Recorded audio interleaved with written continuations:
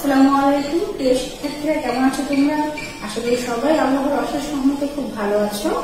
তাহার স্কুলের পক্ষ থেকে নবম শ্রেণীর ফিন্যান্স ও ব্যাংকিং অনলাইন ক্লাসে সকলকে স্বাগত জানাচ্ছি। আজকে আমি তোমাদের সাথে তোমাদের বইয়ের তৃতীয় অধ্যায়টি মানে অর্থের সময় মূল্য একটু আলোচনা করবো এবং কিভাবে অর্থের সময় মূল্যের মাধ্যমে অর্থের বর্তমান মূল্য এবং ভবিষ্যৎ মূল্য নির্ণয় করা যায় সেটি তোমাদেরকে দেখাবো।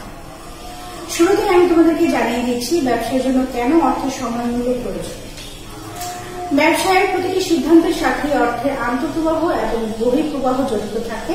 সঠিক সিদ্ধান্ত নেওয়ার মাধ্যমে অর্থের আন্তঃপ্রবাহ এবং বহিঃপ্রবাহের যে মেয়াদ ভিত্তিক মূল্য সেটি বের করা খুবই প্রয়োজন হয়ে পড়ে। এজন্যই অর্থের সময় মূল্যের মাধ্যমে বর্তমান মূল্য এবং ভবিষ্যৎ মূল্য নির্ণয় করা হয়, যে কারণে ব্যবসার জন্য অর্থের সময় মূল্য খুবই গুরুত্বপূর্ণ একটি বিষয়। এখন আমি তোমাদেরকে দেখাবো কিভাবে অর্থের সময় মূল্যের মাধ্যমে বর্তমান মূল্য এবং ভবিষ্যৎ মূল্য নির্ণয় করা যায়। তোমাদেরকে বোঝানোর সুবিধার জন্য আমি আগে থেকে বর্তমান মূল্য এবং ভবিষ্যৎ মূল্য নির্ণয় করার যে পদ্ধতিগুলো সেগুলো তুলে রেখেছি, তোমরা চাইলে তুলতে পারো।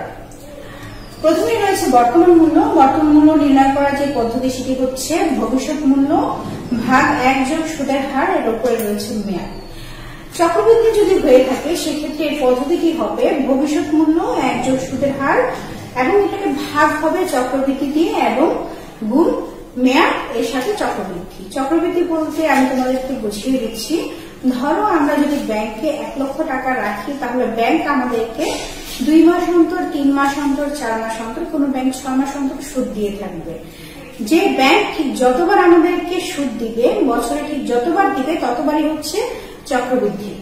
যদি ব্যাংক আমাদেরকে বছরে 2 বার দেয়, তার মানে আমরা এখানে 6 মাস অন্তর পাচ্ছি, তাহলে এখানে 6 হচ্ছে চক্রবৃদ্ধির সংখ্যা। ঠিক একইভাবে ভবিষ্যৎ মূল্য নির্ণয় করার যে পদ্ধতিটি রয়েছে সেটি হচ্ছে বর্তমান মূল্য ইন্টু 1 যোগ সুদের হার, এর উপরে রয়েছে মেয়াদ। চক্রবৃদ্ধি যদি হয়ে থাকে সেক্ষেত্রে কোনো কিছুই পরিবর্তন হবে না, শুধু পরিবর্তন হবে সুদের হারকে ভাগ করতে হবে চক্রবৃদ্ধি দিয়ে এবং মেয়াদকে গুণ করতে হবে চক্রবৃদ্ধি দিয়ে। আশা করি শিক্ষার্থীরা তোমরা মোটামুটি অর্থের সময় মূল্যের যে বর্তমান মূল্য এবং ভবিষ্যৎ মূল্য এটি সম্পর্কে একটি ধারণা পেয়ে গেছো। পরবর্তী ক্লাসে অবশ্যই আমি তোমাদেরকে এ সম্পর্কে একটি অঙ্ক করে দেখাবো। ততক্ষণ পর্যন্ত সবাই ভালো থাকবে, সুস্থ থাকবে এবং দূরত্ব বজায় রেখে চলবে।